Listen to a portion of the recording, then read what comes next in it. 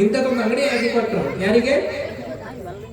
ಸಂತ ತುಕಾರಾಮರಿಗೆ ಒಂದು ಅಂಗಡಿ ಹಾಕಿ ಕೊಟ್ಟರು. ನಾವು ಅಂಗಡಿ ಒಳಗೆ ಸಹಿತ ಭದ್ರ ಮಾಡ್ಕೊಂತ ಕೂತ್ಕೊಂಡಿದ್ದಂತವ. ಯಾರಿಗೆ ಗ್ರಾಹಕರು ಬಂದು ಏನ್ ಬೇಕು ಅಲ್ಲೇ ಕರ್ಕೊಂಡೋಗು, ಅವ್ರ ಕೈ ಹಾಕಿದ್ರೆ 8 ಬೇಕಾದ್ರೆ ತಗೊಂಡೋಗು. ನಡೆ ಒಂದು ವಾರದ ಅಂಗಡಿ ಸ್ವಚ್ಛ ಹಾಕೋದಂತ ಕಣಕಿ ಡಬ್ಬೆ ₹1 ಇದೇ ಇಲ್ಲ. ಅದ್ರಾಗ ನಮ್ಮ ಜನಕ್ಕೆ ಬುಕ್ ಶೇಟ್ ಸಿಕ್ಕರೆ ಕೇಳಿದ್ರೆ ಮತ್ತ ನಮ್ಮ ಜನಕ್ಕೆ ಬುಕ್ ಶೇಟ್ ಸಿಕ್ಕರೆ ಅತಿ ಮುಗಿದು ಹೋಗ್ತದೆ. ಅದಕ್ಕೆ ಇಡೀ ಅಂಗಡಿ ಸ್ವಚ್ಛ ಆಗ್ಬೋದಂತ ನಾವು ಬಂದು ನೋಡಿದ ಖಾಲಿ ಪೆಟ್ಟಿಗೆ ಐತಿ 12 ಬಡ್ಕೊಂಡಂತವ. ಇದಕ್ಕೆ ಏನ್ ಮಾಡಿ ಅದ ಹೇಳ. ಒಂದು ಬಾರಿ ಯಾರೋ ಭಕ್ತರು ಕರೆದಿದ್ರು, ನಾವು ಹೊಲಕ್ಕೆ ಬರ್ರಿ ಕಬ್ಬು ಕಟಾವ್ ಮಾಡಕ್ ಬಂದ್ರೆ ಹೊಲಕ್ಕೆ ಬರ್ರಿ ಅಂದ್ರೆ ನಮ್ಮ ಹೊಲದ ಪಾದ ಹಾಕ್ರಿ ಅಂತ ತಿಳ್ಕೊಂಡು ಸಂತ ತುಕಾರಾಮರನ್ನ ಎಲ್ಲಿ ಕರ್ಕೊಂಡು ಹೋಗಿದ್ರು? ತಮ್ಮ ಕಬ್ಬಿನ ತೋಟಕ್ಕೆ ಕರ್ಕೊಂಡು ಹೋಗಿದ್ರು ಅಂತ. ಹೋದ್ರು ಭಕ್ತಿಯಿಂದ, ಅವರು ಸಂತರ ಬಂದಾರಂತ ಭಕ್ತಿಯಿಂದ ಸ್ವಾಗತ ಮಾಡಿದ್ರು. ಒಂದಿನ ಪದಕ್ಕೆ ನೀರು ಹಾಕಿದ್ರು. ಎಲ್ಲ ಮಾಡಿದ್ಮೇಲೆ ಅವಾಗ ನಿಮ್ಮಗೇನು ಕಾಣಿಕೆ ಇದ್ದಿದ್ದಲ್ಲ. ಅವಾಗ ಮತ್ತೆ ಒಂದು ಇಷ್ಟೊಂದು ಕಬ್ಬಿನ ಹೊರಿ ಮನೆಗೆ ತಗೊಂಡು ಹೊರಿ ಸಂತರ ಇದೇ ಕಾಣಿಕೆ ಅಂತ ತಿಳ್ಕೊಂಡು ಇಷ್ಟೊಂದು ಕಬ್ಬಿನ ಹೊರಿ ಕೊಟ್ಟು ಕಳಿಸಿದ್ರಂತೆ. ಯಾರಿಗೆ? ಯಾರಿಗಮ್ಮ? ತುಕಾರಾಮರಿಗೆ ಒಂದು ಕಬ್ಬಿನ ಹೊರೆಯನ್ನು ಕೊಟ್ಟು ಕಳಿಸಿದ್ರು.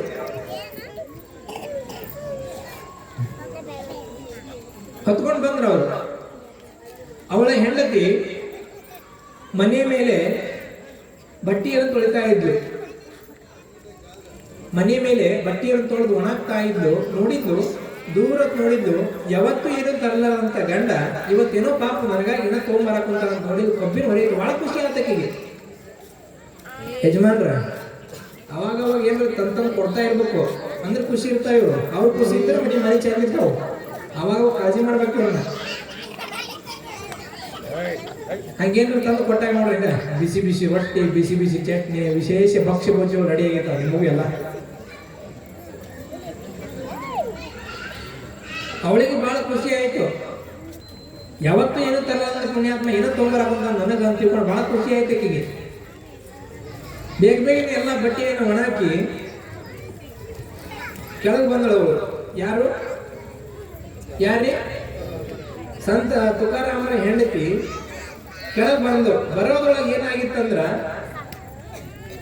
ಇಲ್ಲಿರ್ತಾವ್ರಿ ಹುಡುಗರು ಮೊದಲೇ ಸಂತ್ರವರು. ಇಂಥ ಹುಡುಗರು ಕಬ್ಬು ನೋಡ್ಕೊಳ್ಳಿ, ನನಗೊಂದು ಕಬ್ಬು ಕೂಡ ನಿನಗೊಂದು ಕಬ್ಬು ಕೂಡ, ನನಗೊಂದು ಕಬ್ಬು ಕೂಡ ನಿನಗೊಂದು ಕಬ್ಬು ಕೂಡ ಅಂದ್ರೆ ಅವ್ರಿಗೆ ಮೊದಲೇ ಸಂತ ಆತ ಪುಣ್ಯಾತ್ಮ ಜೋಕುಮಾರ.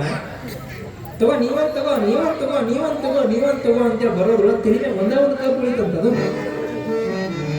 ಅಲ್ಲಿ ನೋಡ್ದ ಬೇಲಿಂದ ಅಲ್ಲಿ ನೋಡ್ಯಾಳ ಇಷ್ಟೊಂದು ಕಬ್ಬಿನ ಹೊರೆ ಐತಿ. ಕೆಳಗಿಳ ಬರ್ದಾಗ ಒಂದೊಂದು ಕಬ್ಬು ತಲೆ ಮೇಲೆ ಗಾಬರಿ ಆದ ಕಗಿಗೆ ಕೇಳಿದ್ಲು. ಆದ್ರೆ ಅಲ್ಲಿ ಬರುವಾಗ ಇಷ್ಟೊಂದು ಕಬ್ಬಿನ ಹೊರೆ ಇದ್ದಿಲ್ಲ ನಿಮ್ ತಲೆ ಮೇಲೆ ಅಂತ ಕೇಳಿದ್ಲು. ಹೌದು ಇತ್ತು. ಮತ್ತೇನು ಏನಿಲ್ಲ, ಇಲ್ಲಿ ಬರುವಾಗ ಹುಡುಗರು ಕೇಳಿದ್ರು ಕೊಟ್ಟು ಬಿಟ್ಟೆ ನಾನು. ಅಯ್ಯಂದಿನ ಬಾಡೆಯ ನಿನ್ನ ಹೆಣ ಹಾಕ್ಲಿ ಅಂತ ಹೇಳ್ಕೊಂಡು ಅದಕ್ಕೆ ಕಬ್ಬಿನ ಹಿಡ್ಕೊಂಡು ನಿನ್ನ ಜೋರಾಗಿ ತಿರುಗಿ ಟಕ್ ಅಂತ ಹೊಡೆದಂತ 3 ಪೀಸ್ ಆಯ್ತಂತದು. ಅದ್ರ ಜಾಗದಲ್ಲಿ ನೀವಿದ್ರಿ ಏನ್ ಮಾಡ್ತಿದ್ರಿ? ನನಗೆ ಕಡಿತೀರಿ ಅಲ್ಲಿ ಅಂತ ತಿಳ್ಕೊಂಡು. ಹೌದಾ? ಆಗ ನೋಡಲ್ಲಿ ಸಂತರ ಅಂದ್ರು ಎಂತ ಪುಣ್ಯ, ಜೋರಾಗಿ ಬಡಿದಿದ್ದು 3 ಪೀಸ್ ಆಯ್ತಂತದ ಕಬ್ಬು.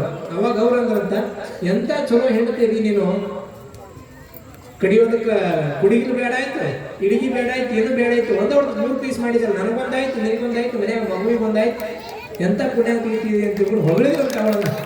ಅದಕ್ಕೆ ಅವ್ರು ಮಹಾತ್ಮರಾದರು. ನಾವು ಆ ಜಾಗದಾಗ ನೀವು ಯಾರು ಇದ್ರಿ ಏನಕ್ಕಿದ್ದು ಪರಿಸ್ಥಿತಿ ಅದರ ಕತಿ ಬೇರೆನೇ ಇರ್ತೀರಿ ಅಂತೀರ ನೀವು ಅನ್ನೋದಿಲ್ಲ. ನೀವು ಮನಸ್ಸು ರಥ ಅಂತೀರಿ ನಾವು. ಮುಂದಂದ್ರೆ ರಾಜ್ಯ ಐತಿ ಕತಿ ಅಂತ ನಿಮಗೂ ಗೊತ್ತೈತಿ. ಯಾಕಂದ್ರೆ ಮಕ್ಕಳ ಪಕ್ಕಕ್ಕೆ ಕುತ್ಕೊಂಡವ.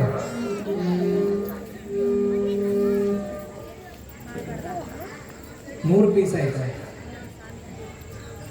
ಇಷ್ಟು ಸಂತರ ತಾಳ್ಮೆ ಅಂತ. ಇದು ಸಂಸಾರದಲ್ಲಿ ಸಂಗೀತಕ್ಕೆ ತಾಳ ಲಯ ಎಷ್ಟು ಮುಖ್ಯನೋ ಸಂಸಾರಕ್ಕೂ ಸಹಿತ ತಾಳ್ಮೆ ಅನ್ನುವಂಥದ್ದು ಅಷ್ಟೇ ಮುಖ್ಯ ಅನ್ನುವಂಥದ್ದನ್ನು ನಾವೆಲ್ಲ ಅರ್ಥ ಮಾಡ್ಕೊಳ್ಬೇಕು.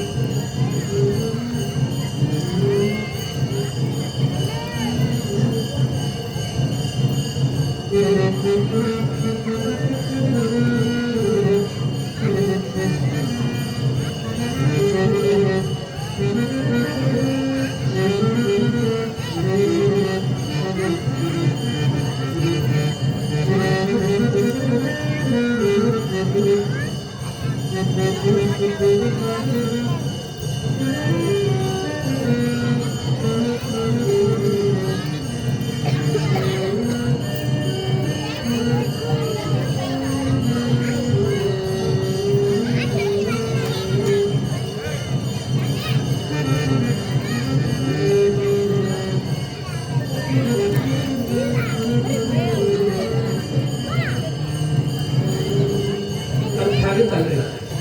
ಅದಕ್ಕೆ ಸಂಸಾರದಲ್ಲಿ ತಾಳ್ಮೆ ಅನ್ನೋದು ಬಹಳ ಮುಖ್ಯ ಅಂತ. ಯಾರೋ ಒಬ್ರು ಅವ್ರಿಗೆ ಬಂದು ಹೇಳಿದಂತೆ, ಏನ್ರಿ ನಿಮ್ಮ ಹೆಂಡತಿ ಎಷ್ಟು ಕಾಟ ಕೊಡ್ತಾಳೆ ನಿಮಗ ಅಂತ ತಿಳ್ಕೊಂಡು ಹೇಳ್ಕೊಂಡಾಗ ಸಂತ ತುಕಾರಾಮ್ ಅಂತ, ನನ್ನ ಹೆಂಡತಿ ಬಗ್ಗೆ ಏನೇ ಹೇಳ್ಕೊಡ ನನಗೆ ಗೊತ್ತೈತೆ ಅವ್ರ ಬಗ್ಗೆ ಅಂತ. ಯಾಕಂದ್ರೆ ನಾನು ಸಂತನಾಗೋದಕ್ಕೆ ಅವಳೇ ಕಾರಣ, ಹೌದಲ್ರಿ? ಅವಳು ಹಂಗದಾವ ಅಂತ ತಿಳ್ಕೊಂಡು ನಾನು ಸಂತನಾಗಿದೆ ಅಂತ ಹೇಳಿದ್ರಂತ. ಯಾರು? ತುಕಾರಾಮ. ಎಂತಹ ಅದ್ಭುತವಾದಂತಹ ದಾಂಪತ್ಯ ಧರ್ಮ ನೋಡ್ರಿ. ಅದಕ್ಕಾಗಿ ಒಬ್ಬ ಬಹಳ ಸುಂದರವಾಗಿ ಒಂದು ಮೆಸೇಜ್ ಹಾಕಿದ್ದ, ನಿನ್ನೆ ನಾವು ನೋಡ್ತಾ ಇದ್ವಿ. ಫೋನ್ ಅಷ್ಟೇ ವೈಬ್ರೇಟ್ ಆದ್ರ ಅದು ಮಿಸ್ ಕಾಲ್ ಅಂತ ಅರ್ಥ ಆಗುತ್ತದೆ. ಫೋನ್ ಅಷ್ಟೇ ವೈಬ್ರೇಟ್ ಆದ್ರ ಅದು ಮಿಸ್ ಕಾಲ್ ಅಂತ. ಫೋನ್ ಜೊತೆ ಯಾರು ಇರ್ತದೆ ಫೋನ್ ಅವನು ಒಂದಿಷ್ಟು ನಡಗಿದ್ರು ವೈಬ್ರೇಟ್ ಆದ್ರೆ ಅದು ಮಿಸ್ಸಸ್ ಕಾಲ್ ಅಂತ ಅರ್ಥ ಆಗುತ್ತೆ. ಫೋನ್ ಅಷ್ಟೇ ವೈಬ್ರೇಟ್ ಆದ್ರೆ ಅದು ಮಿಸ್ ಕಾಲು, ಫೋನ್ ಜೊತೆ ಕೊಡ್ತಾವನು ಒಂದಿಷ್ಟು ನಡಗಿದ್ರು ಅಂತಂದ್ರೆ ವೈಬ್ರೇಟ್ ಆದ್ರೆ ಅದು ಮಿಸ್ಸಸ್ ಕಾಲು ಅಂತ. ಹಿಂಗಾಗಿರ್ಬೇಕು ಪರಿಸ್ಥಿತಿ. ಅದಕ್ಕಾಗಿ ಸಂಸಾರದಲ್ಲಿ ನಾವು ತಾಳ್ಮೆ ಎನ್ನುವಂಥದ್ದನ್ನು ಹೊಂದಲಿಲ್ಲ ಅಂತಂದ್ರೆ ಬಹಳ ಕಷ್ಟ ಅಂತ. ಅದೇ ತುಕಾರಾಮರ ಹತ್ರ ಎಷ್ಟು ಸೀರೆ ಇದ್ದು? 2 ಸೀರೆ ಇದ್ದು ಅಂತ. ಒಂದು ತೊಳೆದು ಹಾಕಬೇಕು, ಅದನ್ನು ಒಣ ಹಾಕಬೇಕು, ಅದು ಒಣಗಿದ್ಮೇಲೆ ಅದನ್ನು ಉಟ್ಕೊಳ್ಬೇಕು, ಮತ್ತೊಂದನ್ನ ಏನ್ ಮಾಡ್ಬೇಕಣ್ಣ? ತೊಳೆದು ಹಾಕಬೇಕು. ನಿಮ್ಮ ಹತ್ರ 3 ಸೀರೆ ಒಳಗೆ ಎಷ್ಟು ನಾವು ಯಾವ ಸೀರೆ? ಅಯ್ಯ ಹೆಲ್ಪ್ ಕೇಳ್ತೀರಿ ಬಿಡ್ರಿ ಅಂತಾರೆ ನಮ್ಮ ಗಣಮಕ್ಳು ಅಂತಾರ. ಯಪ್ಪ ಪೇಮೆಂಟ್ ಆಗಿರೋದಿಲ್ಲ, ಮರ್ದಿರ ಜೇಬಿ ಕತ್ರಿ ಬಿದ್ದಿರ್ತೈತೋ ಯಪ್ಪ ಹಣ ಬಂದಾರ ಅವ್ರು ತಗೊಂಡು. ಹೌದಲ್ರಿ? ವಿಚಾರ ಮಾಡ್ರಿ. ಅವ್ರ ಹತ್ರ 2 ಸೀರೆ ಇದ್ದು, 2 ಸೀರೆ, ಒಂದು ತೊಳೆದು ಹಾಕಬೇಕು, ಇನ್ನೊಂದನ್ನ ಉಟ್ಕೊಳ್ಬೇಕು. ಒಂದಿನ ತೊಳೆದು ಹಾಕಿದ್ದು ಮುಂದೆ ಕುತ್ಕೊಂಡು ಮನೆ ಮುಂದೆ ಕುತ್ಕೊಂಡಿದ್ರು ಸಂತರು ತುಕಾರಾಮರು. ಇವಳು ಮನೆಯೊಳಗೆ ಅಡುಗೆ ಮಾಡ್ತಾ ಇದ್ಲು. ಒಂದು ಯಾವುದೋ ಹಣ್ಣಾದಂತ ಮುದುಕಿ ಬಂತಂತ. ಮುದುಕಿ ಬಂತು ಮೈಮೆಗೆಲ್ಲ ಸೀರೆ ಅಲ್ಲೆಲ್ಲ ಹರಿದು ಬಿಟ್ಟೈತಿ, ಬಟ್ಟೆ ಒಂದು ಕೂಳಿಲ್ಲ. ನೋಡಿದ್ರು ಅವಳನ್ನು ನೋಡಿದ್ರು. ಹಣ್ಣಾದ ಅಜ್ಜಿ ಹತ್ರ ಅಮ್ಮ ಅಂತೀರ, ಅಜ್ಜಿ ನೋಡಿದ್ರು. ನೋಡಿ ಒಂದಿಷ್ಟು ಕನಿಕರ ಬಂತ ಅವಳಿಗೆ.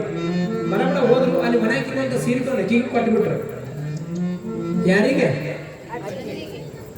ಮನೆಗೆ ಎಷ್ಟದಾವ್ ಸೀರೆ? 100? 2 ಅದು ಒಂದ ಉಳಿತು. ಉಟ್ಕೊಂಡಿದ್ದು ತೊಗೊಂಡು ಹೋಗ್ಬಿಡ್ಲಿಕ್ಕೆ ಅಜ್ಜಿ ಪಾಪ. ಆಮೇಲೆ ಅಲ್ಲಿ ಒಳಗೆ ಅಡಿಗೆ ಮಾಡಕ್ ಬಿಟ್ಟಿದ್ದಲ್ಲ, ಬಂದಳಕ್ಕೆ ಬಂದು ನೋಡ್ತಾಳ, ಒಣ ಹಾಕಿದ ಸೀರೆನೇ ಇಲ್ಲ. ಸಿಟ್ಟು ಬಂತಕ್ಕಿಗೆ. ಕೇಳಿದ್ರು, ಇಲ್ಲಿ ಹಾಕಿದ್ದಾರೆ ಒಣ ಹಾಕಿದ್ದಾರೆ ಅಂದ್ರೆ ಸೀರೆ ಎಲ್ಲ ನೋಡಿದ್ರೇನೋ? ಇಲ್ಲ ಒಬ್ಬ ಅಜ್ಜಿ ಬಂದು ಕೊಟ್ಟುಬಿಟ್ರಿ. ಸತ್ಯ ಅಲ್ಲೇ ಸಂತ ಸತ್ಯ ಹೇಳ್ಬಿಟ್ಟ. ನಿನ್ನೆ ಹೆಣ ಆಯ್ತು ಅಂತ ತಿಳ್ಕೊಂಡು, ಯಾರನ್ನ ಕೇಳಿಕೊಟ್ಟೆ ನೀನು ಅಂತ ತಿಳ್ಕೊಂಡು ಸಿಟ್ಟು ಬಂದು ಬೈದಕ್ಕೆ ಹೆಣತೆ. ನನ್ನ ದೇವರು ಪಾಂಡುರಂಗನಾಥ ನನ್ನ ಕೇಳಿಕೊಟ್ಟೆ ಅಂತಿಕೊಂಡು ಹೇಳಿದ್ರು. ಆ ನಿನ್ನ ಹೆಣ ಎತ್ತಿ ಆ ದೇವ್ರನ್ನು ಬಿಡೋದಲ್ಲ, ನಿನ್ನ ಬಿಡೋದಲ್ಲ ಅಂತ ಮನೆ ಒಳಗೆ ಹೋದಕ್ಕನೆ ಕಾರ ಕೊಟ್ಟ ವನಿಕೆ ಇರ್ತೈತಲ್ಲ, ವನಿಕೆ ಗೊತ್ತೈತಲ್ಲ, ವನಿಕೆ ತಗೊಂಡು ಪಾಂಡುರಂಗನ ದೇವಸ್ಥಾನ ಹೊಂಟಾನ ತಗಿ. ಇದಕ್ಕ ದೇವ್ರ ಮೂರ್ತಿನ ಡೆಮಾಲಿಷ್ ಮಾಡ, ಅವನು ಬಿಡೋದಿಲ್ಲ ನಿನ್ನ ಬಿಡೋದಿಲ್ಲ ಅಂತ. ಇವನಿಗೆ ಒಮ್ಮೆ ತಳಮಳ ಏನ್ ಮಾಡ್ತಾಳೆ ಅಂತ ತಿಳ್ಕೊಂಡು ಅವಳಿಂದ ಬೆನ್ನತ್ತಿದ್ದ ಅಂತ. ಒಂದು ಹೋದ್ರೆ ಏನಾಗುತ್ತೆ? ಭಗವಂತ 100 ನಾಳೆ ಕೊಡ್ತಾನೆ ಬಿಡು ನಮಗ. ಯಾಕೆ ಚಿಂತೆ ಮಾಡಿ? ಒಂದು ಸೀರೆ ಹೋದ್ರು ನಾಳೆ 2 ಕೊಡ್ತಾನೆ ಭಗವಂತ ಅಂತ ತಿಳ್ಕೊಂಡು ಹಿಂದೆ ಬೆನ್ನತ್ತೇವ. ಇವತ್ತು ಬಿಡೋದಲ್ಲ, ನಿನಗೆ ದೇವರು ಬಿಡೋದಲ್ಲ, ನಿನ್ನ ಬಿಡೋದಲ್ಲ. ಮನೆಗೆ ತಗೊಂಡು ಎಲ್ಲಿ ಬೇಕಂತೇಳ ಪಾಂಡುರಂಗನ ದೇವಸ್ಥಾನಕ್ಕೆ ಹೊಂಟಾಳ. ನೋಡ್ರಿ, ನಾವು ಒಬ್ಬರಿಗೆ ಒಂದು ಕೈಯಿಂದ ಸಹಾಯವನ್ನು ಮಾಡಿದ್ವಿ ಅಂದ್ರೆ ನಮಗೆ ಭಗವಂತ 2 ಕೈಯಿಂದ ಸಹಾಯ ಮಾಡ್ತಾನೆ ಅನ್ನೋದಕ್ಕೆ ಇದೇ ಒಂದು ಘಟನೆ ಸಾಕ್ಷಿ. ಅಲ್ಲಿ ದೇವಸ್ಥಾನಕ್ಕೆ ಹೋಗೋದ್ರೊಳಗೆ ಏನಾಗಿತ್ತಂದ್ರ, ಯಾವ್ಯಾವ ಒಬ್ಬ ಒಂದು ದೊಡ್ಡ ಕೋಟ್ಯಾಧೀಶನಂದು ಮಗಳದು ಏನಿತ್ರಿ ಸೀಮಂತ ಕಾರ್ಯ ಇತ್ತು. ಸೀಮಂತ ಕಾರ್ಯಕ್ಕೆ 100 ಸೀರೆ ತರಿಸಿದ್ದ. 100 ಸೀರೆ ತರಿಸಿ ಎಲ್ಲರಿಗೆ ಕೊಟ್ಟಿದ್ದ, 10 ಉಳಿದಿದ್ದು ಆ ದೇವಸ್ಥಾನದ ಪೂಜಾರಿ ಕೈ ಒಳಗೆ ಕೊಟ್ಟು, ಯಾರಾದ್ರೂ ಧರ್ಮಾತ್ಮರು ಬಂದಾಗ ಅವ್ರಿಗೆ ಕೊಡುವಂತ ಆ ಪೂಜಾರಿ ಕೈ ಒಳಗೆ ಕೊಟ್ಟು ಹೋಗ್ಯ ನಾವು ಸಿರಿವಂತ. ಇವಳು ಮನಿಕೆ ತಗೊಂಡು ಇನ್ನೇನು ದೇವಸ್ಥಾನಕ್ಕೆ ಹೋಗ್ಬೇಕು ಅನ್ನೋದ್ರೊಳಗ ಪೂಜಾರಿ 10 ಸೀರೆ ಹಿಡ್ಕೊಂಡಿದ್ದು ಮಾಡೋದು ಕೈ ಒಳಗೆ. ಅವ ಪೂಜಾರಿ ಈ ಸಂತ ತುಕಾರಾಮರನ್ನ ಇವಳು ಹೆಂಡತಿಯಾಗಿರುವಂತ ರುಕ್ಮಾಬಾಯಿ ನೋಡಿದ ಕೂಡಲೇ, ನಿಮ್ಮಂತ ಪುಣ್ಯವಂತರು ಧರ್ಮಾತ್ಮರು ಯಾರು ಸಿಗ್ತಾರ, ಇವನ್ ತಗೊಳ್ರಿ 10 ಸೀರೆ ಅಂತ ಅವ್ರ ಕೈ ಒಳಗೆ ಕೊಟ್ಬಿಟ್ಟು ಈಗ ಒಮ್ಮೆ ಆಶ್ಚರ್ಯ ಆಗಿಬಿಡ್ತು. ಅವಾಗ ಹಿಂದಿರುವಂತ ತುಕಾರಾಮನ್ ಅಂತ ನೋಡು, ನಿಮಗೆ ಹೇಳಿದ್ನಲ್ಲ, 1 ಸೀರೆ ಹೋದ್ರೆ ಏನಾಯ್ತು, ಭಗವಂತ 10 ಕೈಯಿಂದ ಕೊಡ್ತಾನಂತ ಮೊದಲೇ ಹೇಳ್ತಾನ ಅಂತ ತಿಳ್ಕೊಂಡು ಸಮಾಧಾನ ಮಾಡಿರುತ್ತ. ಅವಾಗ ಸುಮ್ಮನೆ ಮನಕಿ ಕೈಗೂ ಸುಮ್ಮನೆ ಮನೆಗೆ ಬಂದ 10 ಸೀರೆ ತಗೊಂಡು. ನಾಳೆಯಿಂದ ನೀವು ಏನ್ ಮಾಡ್ಬೇಕು, ಮನೆ ಮುಂದೆ ಯಾರಾದ್ರೂ ಬಂದ್ರೆ 1 ಸೀರೆಯನ್ನು ದಾನ ಮಾಡಬೇಕು. ನಿಮ್ಗೆ 10 ಸೀರೆ ಮರಳಿ ಬೇಕಂದ್ರೆ ಸ್ವಾಮಿ ಯಾವ ಹೇಳ ಅವ್ರು ಮಾಡಕ್ ಹೋಗ್ಬೇಕು. 10 ಸೀರೆ ಬರ್ತಾವ ಅಂತ ಹೇಳಿದೆಲ್ಲ, ಸ್ವಾಮಿ ನಮಗೆ ಬರಲಿಲ್ಲ ನೀವು ಕಳಿಸ್ಕೊಡುವಂತ ಅರ್ಥ ಆಗುತ್ತಲ್ಲ. ಹಿಂದಿನ ಕಾಲದಾಗ ಎಷ್ಟು ಅದ್ಭುತವಾದಂತಹ ಸಂಸ್ಕಾರವನ್ನು ನಮ್ಮ ತಾಯಂದ್ರು ಹೊಂದಿದ್ರು. ಈಗೂ ಅದೇ ಇಲ್ಲ ಅಂತಲ್ಲ, ಬರೀತಾರ ಅವರು. ತಲೆ ತುಂಬ ಸೆರಗ, ಹಣೆ ತುಂಬ ಕುಂಕುಮ, ಕೈ ಬಳೆ ಚಂದಿತ್ತು ಆವತ್ತ. ತಲೆ ತುಂಬ ಸೆರಗು, ಹಣೆ ತುಂಬ ಕುಂಕುಮ, ಕೈ ಬಳೆ ಚಂದಿತ್ತು ಆವತ್ತ. ಇವತ್ತ ಎಲ್ಲಿದವು ಅದು ನಮಗೆ ಹತ್ತು ಗೊತ್ತಿಲ್ಲ, ಅದು ಹಣ ಕುಂಕವಲ್ಲೇ. ನಿಮ್ಮಂತ ತಾಯಂದಿರೆಲ್ಲ ಹೋಗಿ ಹಿಂದಿನ ಕಾಲದೊಳಗೆ ಯಾರಾದ್ರೂ ಗುರುಗಳಿಗೆ ನಮಸ್ಕಾರ ಮಾಡಿದಾಗ ಏನಂತ ಆಶೀರ್ವಾದ ಮಾಡ್ತಿದ್ರು ಗುರುಗಳು, ಅಖಂಡ ಕುಂಕುಮ ಸೌಭಾಗ್ಯವತಿ ಭವ ಅಂತ.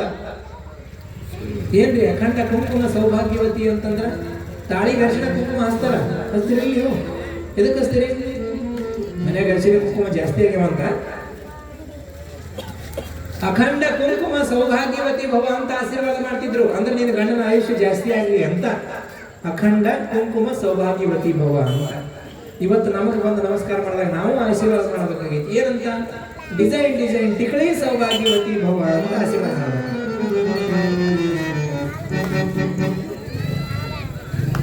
ಹೌದಲ್ಲ? ಅರ್ಥ ಆಗುತ್ತೆ? ಹಿಂದಿನ ಕಾಲದಾಗ ಹಾಡ್ತಿದ್ರು, ಗಂಡ ಎಂಡರು ಚಂದ, ಗಂಧ ಕುಂಕುಮ ಚಂದ, ಬಂಗಾರದ ಬಳೆಯು ಬಲು ಚಂದ. ಗಂಡ ಎಂಡರು ಚಂದ, ಗಂಧ ಕುಂಕುಮ ಚಂದ, ಬಂಗಾರದ ಬಳೆಯು ಬಲು ಚಂದ. ಬಂಗಾರದ ಬಳೆಯು ಬಲು ಚಂದ, ಕೊರಳಾಗ ಕರಿಮಣಿ ಸರ ಬಲು ಚಂದ. ಕರಿಮಣಿ ಸರ ಬಲು ಚಂದ ಅಂತ ಅವ್ರು ಹಾಡ್ತಿದ್ರು. ಅವಾಗ ನಮ್ಮ ಗಂಡ 4 ವರ್ಷ ಜಾಸ್ತಿ ಬದುಕ್ತಿದ್ದ. ಈಗ ಗಂಡನ ಕೈ ಒಳಗ ಫೋನ್ ಕೊಟ್ಟು ವಿಡಿಯೋ ಮಾಡಕ್ಕೆ ಕೊಟ್ಟು ನಾವು ಹಾಡಕ್ ಕುಂತೀವಿ. ಏನಂತ? ಫೋನಲ್ಲ ನೀ ಅಲ್ಲ, ಕರಿಮಣಿ ಮಾಲೀಕ ನೀ ಅಲ್ಲ. ಅವನೇನು ಬಡ್ಕೋಬೇಕು, ಅವನ ಕಟ್ಟಿರ್ತಾನ ಕರಿಮಣಿ. ಅವನ ಕೈಗ ಫೋನ್ ಕೊಟ್ಟು ರೀಲ್ಸ್ ಮಾಡ್ಕೊಂತ ನಾವು ಅನ್ನೋದು ಏನಂತ? ಬಹುಶಃ ನಗ ಕುಂತೀರಂದ್ರೆ ನೀವೆಲ್ಲರೂ ಹಾಡಿರ್ಬೇಕು. ಏನು ಮಾಡ್ತೀರಿ?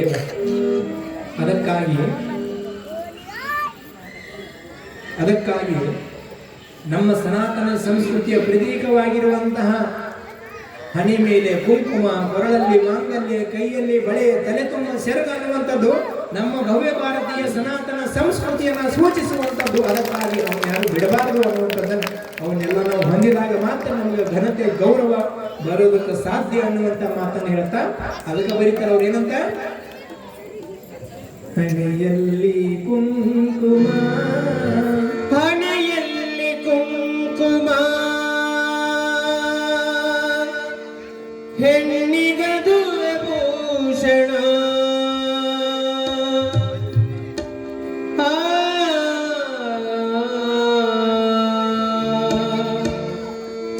ತಿಳಿಯದ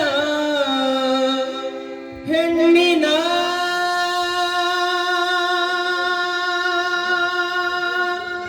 ಹಾಳಾಯ್ತು ಜೀವನ.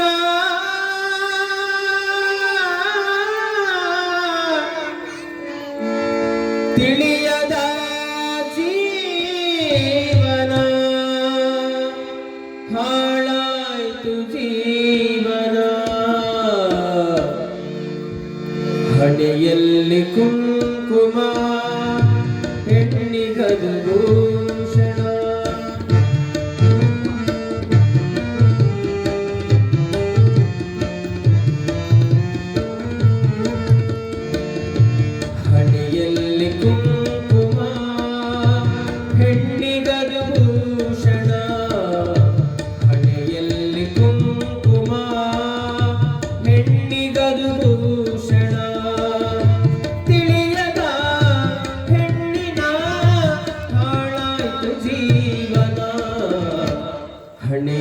ಹಣೆಯಲ್ಲಿ ಕುಂಕುಮ ಹೆಣ್ಣಿಗದು ಭೂಷಣ ಹಣೆಯಲ್ಲಿ ಕುಂಕುಮ ಹೆಣ್ಣಿಗದು ಭೂಷಣ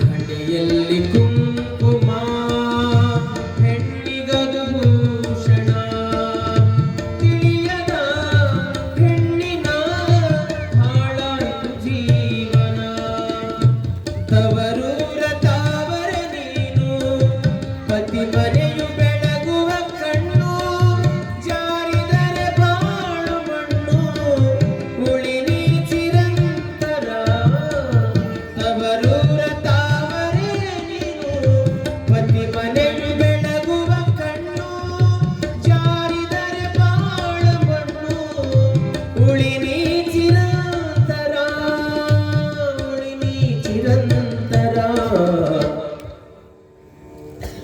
ಹಣೆಯಲ್ಲಿ ಕುಂಕುಮ ಹೆಣ್ಣಿಗದು ಭೂಷಣ ಹಣೆಯಲ್ಲಿ ಕುಂಕುಮ ಹೆಣ್ಣಿಗದು ಭೂಷಣ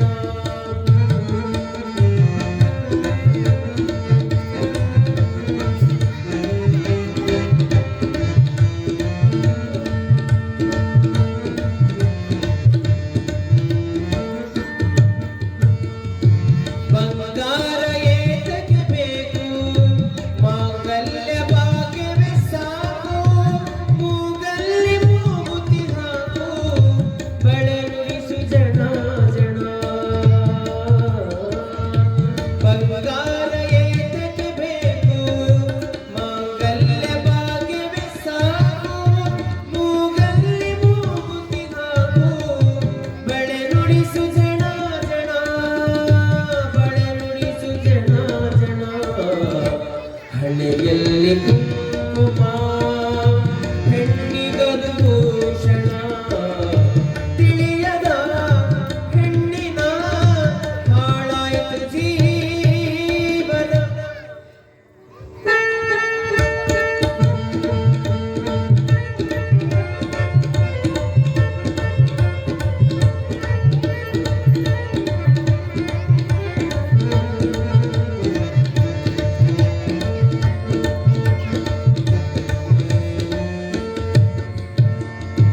ಮಡಿಲಲ್ಲಿ ಮಗುವಿರಬೇಕು ಸೊಗಸಾದ ಹೆಸರಿಡಬೇಕು ಪತಿಯಾಗಿ ಪಾಲಿಸಬೇಕು ಅವನಿನ್ನ ಜೀವನ ಅವನಿನ್ನ ಜೀವನ ಮಡಿಲಲ್ಲಿ ಮಗುವಿರಬೇಕು ಸೊಗಸಾದ ಹೆಸರಿಡಬೇಕು ಪತಿಯಾಗಿ ಪಾಲಿಸಬೇಕು ಅವನಿನ್ನ ಜೀವನ ಅವನಿನ್ನ ಜೀವನ ಹಣೆಯಲ್ಲಿ ಕುಂಕುಮ ಹೆಣ್ಣಿಗದು ಭೂಷಣ ತಿಳಿಯದ ಹೆಣ್ಣಿನ ಹಾಳಾಯಿತು ಜೀವನ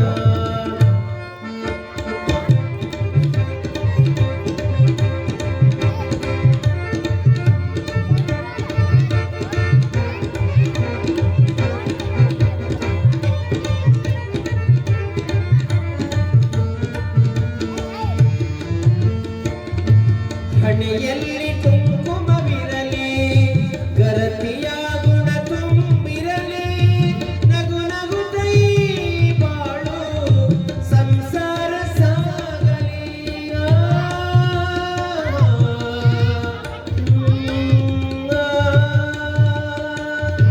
ಹಣೆಯಲ್ಲಿ ಕುಂಕುಮವಿರಲಿ ಗರತಿಯ ಗುಣ ತುಂಬಿರಲಿ ನಗು ನಗುತ್ತೈ ಬಾಳು ಸಂಸಾರ ಸಾಗಲಿ ಸಂಸಾರ ಸಾಗಲಿ ಹಣೆಯಲ್ಲಿ ಕುಂಕುಮ ಹೆಣ್ಣಿಗದು ಭೂಷಣ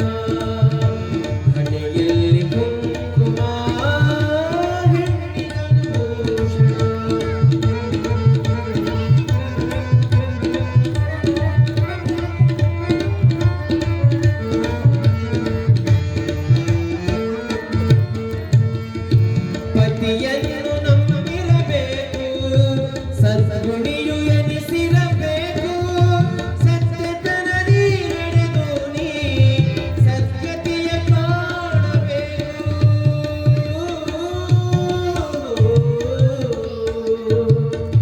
ಪತಿಯನ್ನು ನಂಬಿರಬೇಕು, ಸದ್ಗುಣಿಯು ಎನಿಸಿರಬೇಕು, ಸತ್ಯತನದಿ ನಡೆದು ನೀ ಸದ್ಗತಿಯ ಕಾಣಬೇಕು, ಸದ್ಗತಿಯ ಕಾಣಬೇಕು.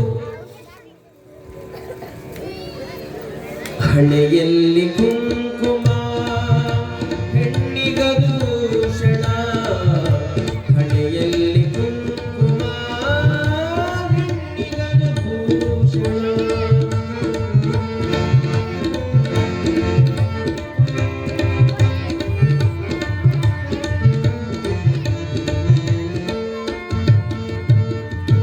ಕರಿಸೀರೆ ಉಡಬ್ಯಾಡ, ಕಡಿವಾಣ ಬಿಡಬ್ಯಾಡ, ನಡುವಾಣಿಯಲ್ಲಿ ನಿಂತು ನೀ ನಗಬ್ಯಾಡ ನನ್ನ ಮಗಳೇ, ನನ್ನ ಮಗಳೇ, ನನ್ನ ಮಗಳೇ. ಕರಿಸೀರೆ ಉಡಬ್ಯಾಡ, ಕಡಿವಾಣ ಬಿಡಬ್ಯಾಡ, ನಡುವಾಣಿಯಲ್ಲಿ ನಿಂತು ನೀ ನಗಬ್ಯಾಡ ನನ್ನ ಮಗಳೇ. ಹೆತ್ತವರ ಕೀರ್ತಿ ಗಳಿಸಿ ಬರಬೇಕು ತವರಿಗೆ, ತುಂಬಿದ ಮನೆಯನ್ನು ನೀನು ಒಡಿಬ್ಯಾಡ ನನ್ನ ಮಗಳೇ. ಹಣೆಯಲ್ಲಿ ಕುಂಕುಮ ಹೆಣ್ಣಿಗದು ಭೂಷಣ, ತಿಳಿಯದ ಹೆಣ್ಣಿನ ಹಾಳಾಯ್ತು ಜೀವನ.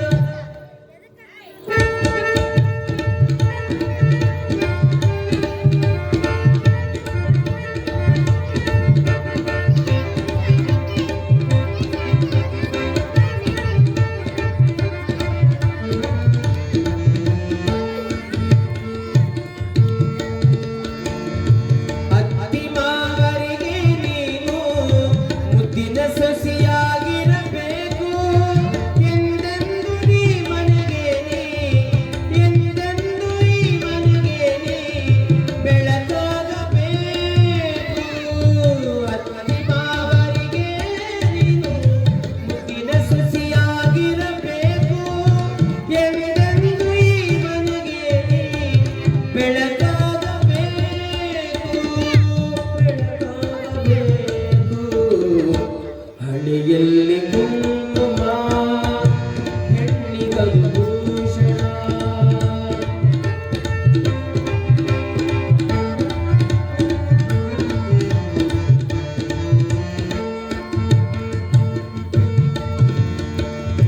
ಹಡೆದ ತಾಯಮ್ಮನ ಮುಡಿಗೆ, ಬಡೆದ ಅತ್ಯಮ್ಮನ ಮುಡಿಗೆ, ಹೂವು ತರಬೇಕು ಮಗಳೇ, ಹುಲ್ಲು ತರಬೇಡ. ಹಡೆದ ತಾಯಮ್ಮನ ಮುಡಿಗೆ, ಬಡೆದ ಅತ್ಯಮ್ಮನ ಮುಡಿಗೆ, ಹೂವು ತರಬೇಕು ಮಗಳೇ, ಹುಲ್ಲು ತರಬೇಡ. ಹೆತ್ತವರ ಕೀರ್ತಿ ಗಳಿಸಿ ಬಾರ ಮಗಳೇ ತವರಿಗೆ, ಹೆತ್ತವರ ಕೀರ್ತಿ ಗಳಿಸಿ ಬಾರುವ ತವರಿಗೆ. ಹಣೆಯಲ್ಲಿ ಕುಂಕುಮ ಹೆಣ್ಣಿಗದು ಭೂಷಣ, ತಿಳಿಯದ ಹೆಣ್ಣಿನ ಹಾಳಾಯ್ತು ಜೀವನ. ಹಣೆಯಲ್ಲಿ ಕುಂಕುಮ ಹೆಣ್ಣಿಗದು ಭೂಷಣ, ಹೆಣ್ಣಿಗದು ಭೂಷಣ, ಹೆಣ್ಣಿಗದು ಭೂಷಣ. ಜೈ ಮಂಗಲಂ ಜೈ ನಮಃ. ಯವ್ವ ನಿಮಗಾಗಿ ಹಾಡಕ್ ಕುಂತಾರ, ಎಷ್ಟು ಅದ್ಭುತವಾಗಿ ಹಾಡ್ತಾರ. ಒಂದು ಕೈ ಮೇಲೆತ್ತಿ ಜೋರಾಗಿ ಚಪ್ಪಾಳೆ ಮುಟ್ಟಾಕಿ ನೋಡೋಣ ಹೆಂಗೆ ಕಟ್ತೀರಿ. ನಿಮ್ಮನ್ನ ಅವಾಗ ಅವಾಗ ಹಿಂಗೆ ಹೊಗಳ್ಕೊಂತಿದ್ರೆ ಚಂದ ಇರ್ತೀರಿ ನೀವು ಮಟ್ಟ.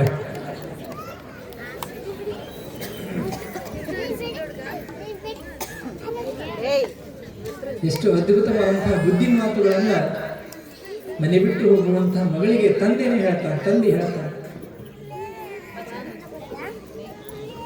ಅದಕ್ಕಾಗಿ ನಮ್ಮ ಪುರಾತನ ಕಾಲದ ತಾಯಂದಿರು ನಾರಿಯರು ನಡೆದಂತಹ ದಾರಿ ಅಂದ್ರೆ ನಮ್ಮ ಪುರಾತನ ಕಾಲದಲ್ಲಿ ಆಗಿ ಹೋಗಿರುವಂತಹ ಅನೇಕ ಹೆಂಡತಿ ಸತಿಯರು ಅವರು ನಡೆದಂತಹ ದಾರಿ ನಮ್ಮ ಮನುಕುಲಕ್ಕೆ ಮಾದರಿ ಅನ್ನುವಂಥ ಮಾತನ್ನು ಬರಿತಾ ಹೋಗ್ತಾರೆ.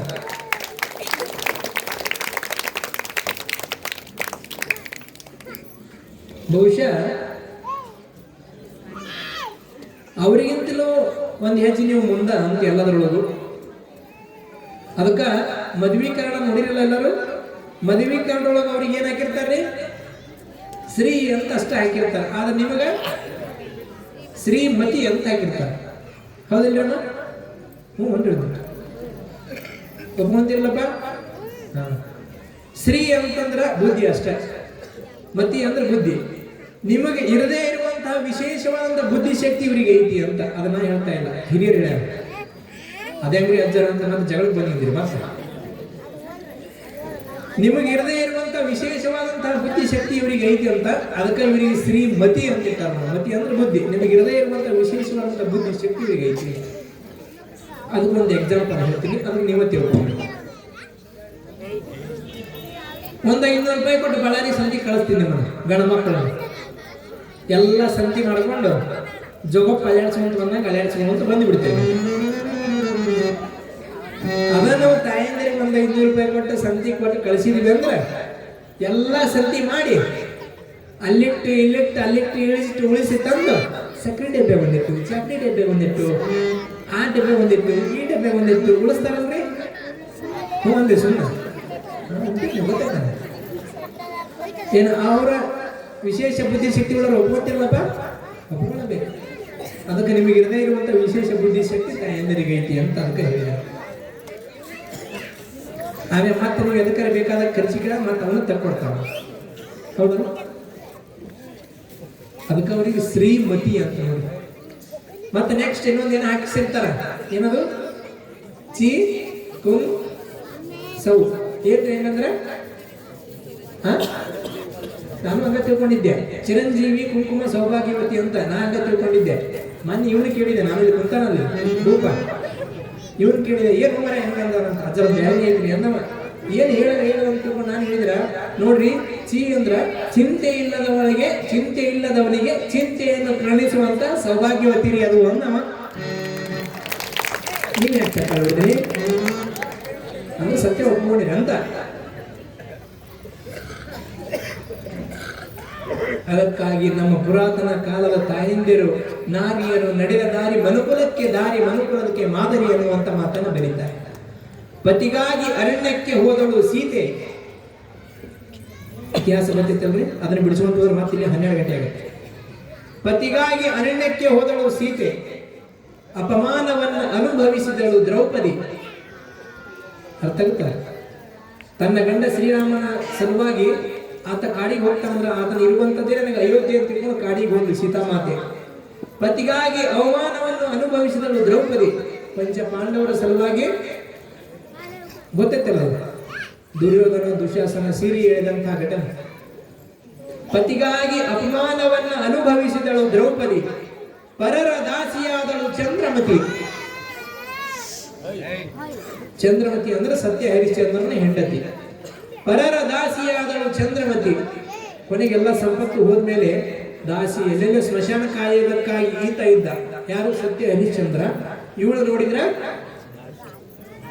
ಎಲ್ಲೋ ದಾಸಿ ಆಗಬೇಕಾದಂತ ಪರಿಸ್ಥಿತಿ ಬಂತು. ಅದಕ್ಕೆ ಬರೆದವರು ಪರರ ದಾಸಿಯಾದಳು ಚಂದ್ರಮತಿ.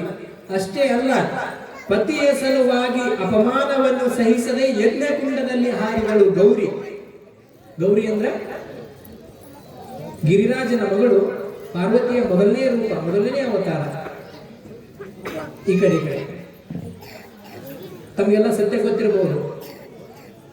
ಗೌರಿಯ ತಂದೆಯಾಗಿರುವಂತಹ ಯಾರು? ದಕ್ಷ ಬ್ರಹ್ಮ ಒಂದು ಯಾಗ ಮಾಡಿದ. ನೀವು ನಿಮ್ಮ ಮನೆಯೊಳಗೆ ಏನಾದರೂ ಒಂದು ವಿಶೇಷ ಇರಲಿ ಅಂತ ತಿಳ್ಕೊಂಡು ಒಂದು ಯಜ್ಞ ಯಾರು ಯಾಗ ಮಾಡ್ತಿರಲ್ಲ, ಅದೇ ರೀತಿಯಾಗಿ ಒಂದು ಯಜ್ಞ ಕಾರ್ಯ ಯಾಗ ಕಾರ್ಯವನ್ನ ನಡೆಸ್ತಾ ಇದ್ದ ದಕ್ಷ ಬ್ರಹ್ಮ. ಅದಕ್ಕ ಎಲ್ಲಾ ದೇವತೆಗಳಿಗೂ ಸಹಿತ ಇನ್ವೈಟ್ ಮಾಡಿದ್ದ ದಕ್ಷ ಬ್ರಹ್ಮ, ಆದರೆ ಶಿವನನ್ನ ಮಾತ್ರ ಇನ್ವೈಟ್ ಮಾಡಿದ್ದಿಲ್ಲ. ಯಾಕಂದ್ರೆ ಅವನ ಮೇಲೆ ಸ್ವಲ್ಪ ಸಿಟ್ಟಿತ್ತು ಅವನಿಗೆ. ಶಿವ ಹೇಳಿದ ಗೌರಿಗೆ, ಹೋಗ್ಬೇಡ, ಅಲ್ಲಿ ನಿನಗೆ ಅಪಮಾನ ಆಗುತ್ತೆ, ಎದಕ್ಕೆ ಹೋಗಿ ಅಂತ. ಆದರೂ ಸಹಿತ ತವ್ರ ಮನಿ ಅನ್ನುವಂತ ಒಂದಿಷ್ಟು ವ್ಯಾಮೋಹ ಇಟ್ಕೊಂಡು ಬಂದೆವು. ನನ್ನ ತವ್ರ ಮನಿ, ನನಗೆ ಏನಾದ್ರೂ ಆಗಲಿ, ನಾನು ಹೋಗ್ತೀನಿ ಅಂತ. ಸಹಜವಾಗಿ ತವ್ರ ಮನಿ ಅಂದ್ರೆ ಎಲ್ಲರಿಗೆ ಹೇಳ್ರಿ, ಇಷ್ಟ ಆಸೆ ಅಂತ ಹೇಳ್ರಿ, ಬಾಯ್ ಬಿಟ್ರೆ ಹೌದಲ್ರಿ. ಅವಳು ಸಹಿತ ನನ್ನ ತವ್ರ ಮನೆ ಅಂತ ತಿಳ್ಕೊಂಡು ಒಂದಿಷ್ಟು ಯಾರು ಕರೀಲಿಲ್ಲ ಅಂದ್ರೆ ನನ್ನ ತವ್ರ ಮನೆ, ನಾ ಹುಟ್ಟಿ ಬೆಳೆದ ಮನೆ, ಆಡಿ ಬೆಳೆದ ಮನೆ ಅಂತ ತಿಳ್ಕೊಂಡು ಹಮ್ಮರದಿಂದ ಬಂದ್ರು. ಆ ದಕ್ಷ ಬ್ರಹ್ಮನ ಯಾಗ ಮಾಡುವಂತಹ ಸಂದರ್ಭದಲ್ಲಿ ಆ ಶಿವನನ್ನ ಕುರಿತು ಆಡಿಕೊಂಡಾಯಿತ ದಕ್ಷ ಬ್ರಹ್ಮ. ನಿನ್ನ ಗಂಡ ಹಂಗ ಭೂತನಾಥ, ಸ್ಮಶಾನವಾಸಿ, ದೇವಿರುವಂತ ಸ್ಮಶಾನದ ವಾಸ ಮಾಡವ, ಕೊರಳು ರುಂಡ ಹಾಕವ, ಅಲ್ಲಿ ಚರ್ಮ ಸುಟ್ಕೊಂಡವ, ಹಂಗೆ ಅವನಿಗೆ ಅಪಮಾನವನ್ನು ಮಾಡಿದ ದಕ್ಷ ಬ್ರಹ್ಮ. ಶಿವ ಬೇಡ ಅಂತ ತಿಳ್ಕೊಂಡು ಹೇಳಿದ್ರು ಸಹಿತ ಯಜ್ಞಕ್ಕೆ ಬಂದೆ ನಾನು. ನನ್ನ ಗಂಡನ ಅಪಮಾನವನ್ನ ಎಲ್ಲ ಕೇಳ್ಕೊಂಡು ನಾನೇ ಹೇಗೆ ಮತ್ತೆ ಗಂಡನ ಮತ ತೋರಿಸ್ಲಿ ಅಂತ ತಿಳ್ಕೊಂಡು ಅದೇ ಯಜ್ಞಕ್ಕೆ ಹಾರಿ ತನ್ನ ಜೀವವನ್ನು ಕೊಟ್ಟಳು. ಇದನ್ನು ತಿಳಿದಂತಹ ಶಿವ ಸಿಟ್ಟಿನಿಂದ ತಾಂಡವ ನೃತ್ಯ ಮಾಡ್ತಾ ಮಾಡ್ತಾ ಮಾಡ್ತಾ ಸಿಟ್ಟಿನಿಂದ ಕೋಪಾವಿಷನಾಗಿ ತನ್ನ ತಲೆಯ ಜುಟ್ಟನ್ನು ಕಿತ್ತಿ ಹೋಗದ. ಅಲ್ಲಿ ಹುಟ್ಟಿದಂತವರೇ ವೀರಭದ್ರ ಅನ್ನುವಂಥದ್ದು ನಮಗೆಲ್ಲ ಇತಿಹಾಸ. ಆ ವೀರಭದ್ರನಿಗೆ ಹೋಗಿ ದಕ್ಷ ಬ್ರಹ್ಮನ ಯಾಗವನ್ನು ನಾಶ ಮಾಡಿದ ಅಂತಕೊಂಡು ಶಿವ ಆಜ್ಞೆ ಮಾಡಿದಾಗ ಆತ ಬಂದು ಆ ಒಂದು ದಕ್ಷ ಬ್ರಹ್ಮನ ರುಂಡವನ್ನ ಕಡಿದು ಅದೇ ಯಜ್ಞ ಕುಂಡದಲ್ಲಿ ಹಾಕಿ ಆ ಯಾಗವನ್ನು ನಾಶ ಮಾಡಿದ. ಕೊನೆಗೆ ಆ ದಕ್ಷ ಬ್ರಹ್ಮನ ಹೆಂಡತಿ ಪ್ರಾರ್ಥನೆ ಮಾಡಿದ್ದಕ್ಕಾಗಿ ಅಲ್ಲಿಯೇ ಹೋಗುತ್ತಿರುವಂತ ಟಗರಿನ ತಲೆಯನ್ನು ಕಡಿದು ತಂದು ಹಚ್ಚಿ ಇವನಿಗೆ ಜೀವವನ್ನು ಕೊಟ್ಟ ಅನ್ನುವಂತ ಇತಿಹಾಸವನ್ನು ಪುರಾಣಗಳ ಚರಿತ್ರೆಯಲ್ಲಿ ಕೇಳ್ತಾ ಬರ್ತೀವಿ. ಅದಕ್ಕೆ ಎಲ್ಲೆಲ್ಲಿ ವೀರಭದ್ರನ ಫೋಟೋ ಅದವು, ಅಲ್ಲಿ ಕೆಳಗೆ ಟಗರಿನ ತಲೆ ಇರುವಂತ ವ್ಯಕ್ತಿ ಚಿತ್ರ ಇರ್ತದೆ. ಅರ್ಥ ಆಗುತ್ತಾ? ಪತಿಯ ಅವಮಾನವನ್ನು ಸಹಿಸದೆ ಯಜ್ಞಕುಂಡದಲ್ಲಿ ಹಾರಿದಳು ಗೌರಿ. ಅದಕ್ಕೆ ಹೇಳೋದು, ಭಾರತೀಯ ನಾರಿ ಎಂದರೆ ಕೇವಲ ಅಡಿಗೆ ಮನೆಯನ್ನು ಕಾಯಲಿಲ್ಲ. ಭಾರತೀಯ ನಾರಿ ಎಂದರೆ ಕೇವಲ ಅಡಿಗೆ ಮನೆಯನ್ನು ಕಾಯಲಿಲ್ಲ. ಸಮಯ ಸಂದರ್ಭ ಬಂದಾಗ ಗಂಡನ ಜೊತೆ ಖಡ್ಗವನ್ನ ಹಿಡಿದುಕೊಂಡು ವೀರತೆಯಿಂದ ಹೋರಾಡಿರುವಂತಹ ಪವಿತ್ರ ಶ್ರೇಷ್ಠ ಸತಿಯರ ನಾಡು ಅಂತಂದ್ರೆ ನಮ್ಮ ಭಾರತ, ನಮ್ಮ ಕರ್ನಾಟಕ ಅನ್ನುವಂಥದ್ದನ್ನು ಆ ಮಹಾತ್ಮ ಬೆರಿತಾ ಹೋಗ್ತಾರೆ. ಕಿತ್ತೂರು ರಾಣಿ ಚೆನ್ನಮ್ಮ, ವೀರವನಿಗೆ ಒಬ್ಬಕ್ಕ, ಇಂತಹ ಸಾವಿರಾರು ಸತಿಯಂದರು ಗಂಡನ ಹಿಂದೆ ನಿಂತುಕೊಂಡು ಗಂಡನಿಗೆ ಮಾರ್ಗದರ್ಶನವನ್ನು ಮಾಡಿದ್ರು. ಸಮಯ ಸಂದರ್ಭ ಬಂದರೆ ಗಂಡನ ಪ್ರಾಣವನ್ನು ಉಳಿಸೋದಕ್ಕೋಸ್ಕರವಾಗಿ ತಮ್ಮ ಜೀವವನ್ನು ಕೊಟ್ಟಂತಹ ಉದಾಹರಣೆಗಳು ನಮ್ಮ ನಾಡಿನ ಇತಿಹಾಸದಲ್ಲಿ ಅನೇಕ ಸಿಗುತ್ತವೆ. ಅದಕ್ಕಾಗಿ ತಿಳ್ಕೊಳ್ಬೇಕು, ಸ್ವಾಮಿ ವಿವೇಕಾನಂದರು ಒಂದು ಮಾತನ್ನು ಬರೀತಾರೆ, ಈ ಭೂಮಿಯ ಮೇಲೆ ರಾಮನಂತಹ, ಶ್ರೀಕೃಷ್ಣನಂತಹ ಮಹಾಪುರುಷರು ಮತ್ತೊಮ್ಮೆ ಹುಟ್ಟಿ ಬಂದರೂ ಸಹಿತ ಹುಟ್ಟಿ ಬರಬಹುದು. ರಾಮನ ಗೊತ್ತೈತಿಲ್ಲ, ಅಯೋಧ್ಯೆಯ ಶ್ರೀರಾಮಚಂದ್ರ, ಮಥುರದ ಶ್ರೀಕೃಷ್ಣ, ಅಂತಹ ಮಹಾಪುರುಷರು